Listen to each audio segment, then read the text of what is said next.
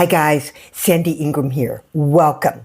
Let me be all the way real with you in this particular video. The Iraqi Prime Minister left America with $60 billion, that's with the B, in agreements and partnerships for the Iraqi government. But you have to remember this. He did not come to America broke. He has over $100 billion, and that's with the B, in the U.S. Federal Reserve Bank. And anyone in Iraq who believed that he was not going to cross the pond to see about his country's money were mistaken. Now, the most important deal is intended to create an alternative route for shipping oil out of the Persian Gulf. Now, that's the most important deal, having to do with the $60 billion, and that's with the B, in agreements. The deals were signed at the U.S. Chamber of Commerce and also involved industries such as healthcare, communications, and infrastructure. But here's the interesting part. The Prime Minister of Iraq flew to Houston, Texas to meet with Chevron executives. Chevron executives did not fly to Washington, D.C. Chevron signed these agreements with the Iraqi government on Friday. Two of the agreements, well, first of all, there were three agreements. Two of the agreements will focus on boosting oil production, while the third agreement will involve investing in a pipeline that's going to create another export route out of Iraq for the oil exports. Now stay with me and listen very carefully. These new routes will take up to 2.5 years to complete. As you know, Iran has closed the strait repeatedly, off and on, since the U.S.-Iran war began, February 28th of 2026, causing sharp variations in oil and gas prices. Now, it appears that Iran has shot itself in the foot, but that's only appearance. Countries in the Middle East are looking for ways around which bombed the Kurdistan region while the Iraqi PM was in Washington, D.C. Yeah, Iran did that. The fact that the Gulf countries have not used force to control Iran is interesting, very interesting. The fact that every time the U.S. slaps Iran turns around and attacks neighboring countries that are housing U.S. facilities. Gulf countries are being spanked for allowing the West into their countries. But here's the deal. Trump is shrewd. He already has a new girlfriend, and her name is Venezuela.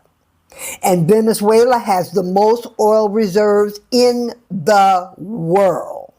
Yeah, way more than Iraq. The Middle East has this belief or this attitude that life would be much better if the West were not there. Guys, that is a gamble that I would not advise them to take or make. Moving right along, the new Prime Minister gave his speech and said he's seeking long-term investments and partnerships, not only contractors to carry out projects, meaning he's giving everyone an invitation to come on into Iraq and invest. And surely we will do that as soon as we get rid of the level 4 do not travel alert. I'm talking to my U.S. State Department now, please, thank you. You should know that there's about 7 different pipelines in the news.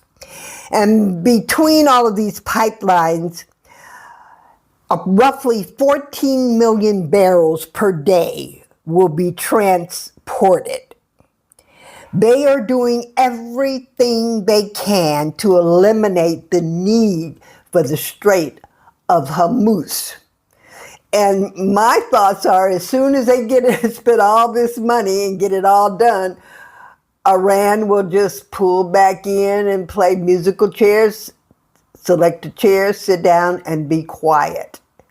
In other words, there will be peace. After everybody has readjusted, spent billions of dollars for the readjustment, then Iran will fall into line. Now, I have no documentation on that. That part is opinion.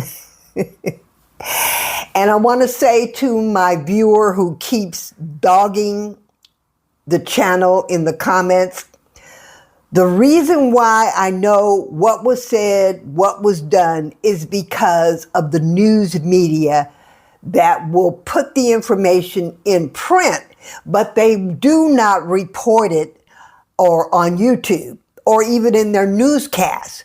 The only one that reports consistently on Iraq and the details in Iraq is Al Jazeera.